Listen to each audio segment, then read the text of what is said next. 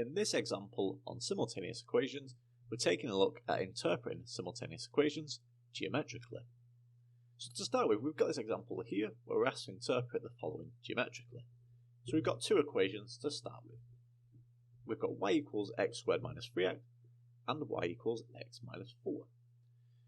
So what we need to do here is start solving this and deduce how many points of intersection we have between these two equations. And there's two ways to think about these two equations here. If they're both y equals, in that case they must be equal in value. Or what we could simply do here is substitute, for example, equation 1 into equation 2 here. Okay, so this is x squared minus 3x is equal to y. If we substitute that y into here, we're simply substituting x squared minus 3x into this y here. So if we do that, that would look like x squared minus 3x is equal to x minus 4. And here now all we simply need to do is solve this equation. So to solve this equation here, all I'm simply going to do is set this equal to 0, because notice we have a quadratic, and then simply we can go on to hopefully factorise or use the quadratic formula, for example. So here now, subtracting x off both sides here, that gives us x squared minus 4x is equal to minus 4, and then simply to get this to be equal to 0, we just need to add 4 to both sides. So therefore, x squared minus 4x plus 4 is equal to 0. Okay, so x squared minus 4x plus 4 is equal to 0. So here now, we need to start solving here for x. And to solve for x here, all we need to simply do is either factorise this expression or use the quadratic formula.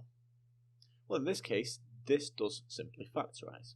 This gives us x minus 2 all squared, and this is equal to 0.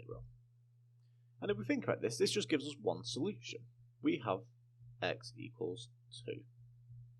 Okay, so we've obtained our x solution, but remember, this is a simultaneous equation, so we need to obtain our y solution.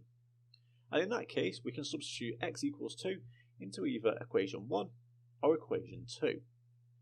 It doesn't matter which one you substitute into, as long as you perform the algebra correctly, you will obtain the correct y solution, but it makes sense to substitute this into equation 2 to make life a bit easier. So therefore, y is equal to x minus 4, where x is 2. So this is 2 minus 4, giving us our y coordinate of minus 2.